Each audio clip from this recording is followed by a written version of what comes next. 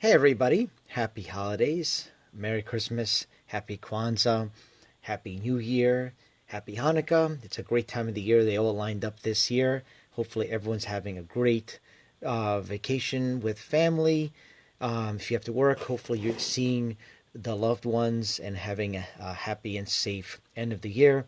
And to everyone, a happy new year.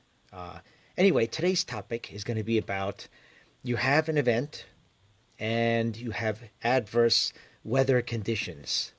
Okay? These things can happen, whether it's a 5K or a um, mud run or something like that. Hey, John. And it just happens. So let's go with the two different types. One is bad weather during the summer, because that could be lightning, rain, wind, that kind of stuff. So, hey, Shannon. So when that happens, you just have to roll with the punches. Okay, it's the summer. Unless there's lightning, if there's lightning, you have to. Hey, Kara. Hey, Nancy. If there's lightning, you have to back off. Okay, because people can get hurt if you get hit with lightning. So that's number one. So you have to wait to whatever the state mandate is, federal mandate is, 45 minutes after the first blast, whatever it is, the last lightning bolt, you have to wait. If it's just rain and wind during the summer or extreme heat, okay, plan your event wisely. Okay, if you know extreme heat is coming, if you have some flexibility, either make your event a little bit earlier and let everybody know. Hey, Colleen, if it's late, see if you can delay your event by a little bit to avoid the heat. If you can't, make sure you have extra water. Maybe add a couple of extra water stations during your event. Just be prepared. Uh, as far as rain and wind, maybe you want to add a couple of extra tents so people can hide underneath them. There's things that you can do to make your event safer.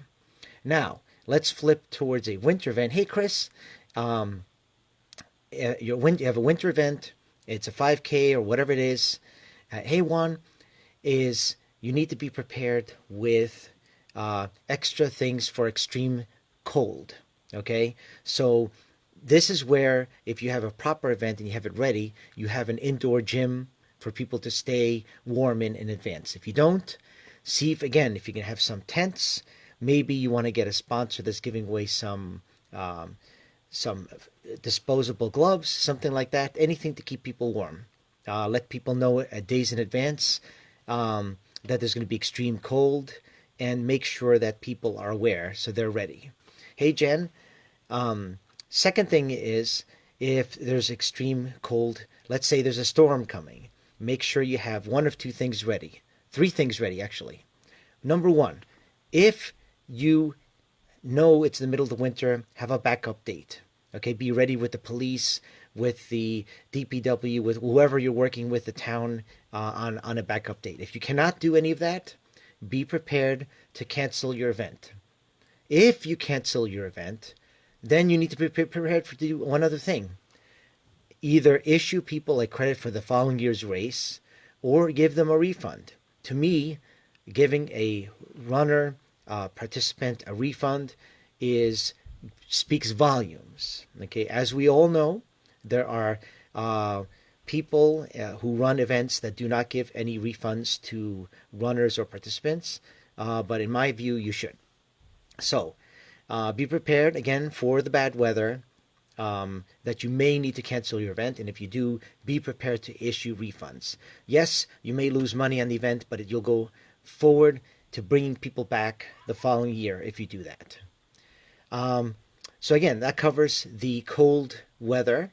If it's extreme cold weather, again, issue people warnings. Make sure you have people's email addresses. Keep people informed so they know what's going on. In an extreme event, you may need to just delay your event slightly. Hey, Debbie. Hey, Lisa. Okay, but that probably won't work if it's really bad weather. So again, in the summer, be ready for extreme heat. Be ready for rain. Be ready for wind. In the winter, be ready for that cold, frigid day. And if there's snow or something like that, hey, Fran. Hey, Effie. Um, if there's snow or sleet or very bad weather, be prepared that you may need to cancel your event or go to a backup date. Again, the more prepared you are, the easier these things are, and you have contingency plans, then it's really no big deal because you already have done it and it's ready to go. If you have any questions at any time, I am me. I've been a race director for multiple races, and we've gone through many things like this before. Go to my website, www.runcoachnick.com, and there I have literally almost 200 blog posts that will help everybody from race directing to running to just life. And if I don't come back to anybody here live, have a happy new year, and to everybody, a happy and healthy 2020. To runners, to an injury free 2020, and we will talk soon.